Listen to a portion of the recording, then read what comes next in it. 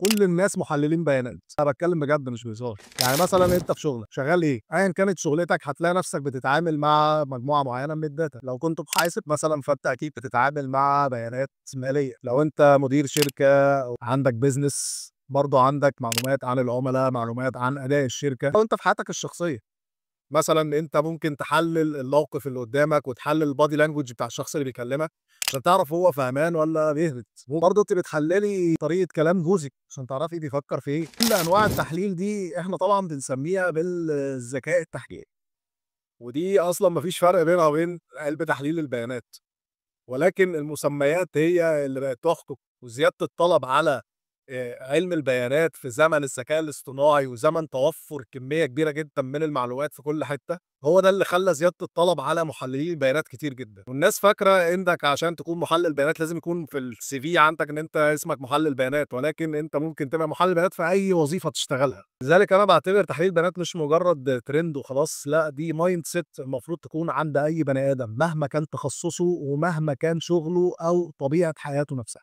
لو ودانك حابة تسمع فيديوهات ومحتوى كويس عن تحليل البيانات، لي متابعة، فولو، سبسكرايب، لايك، كومنت، شير، اعمل كل حاجة. أي حاجة قدامك دوس عليها، بس ما تعمليش بلوك. يلا سلام.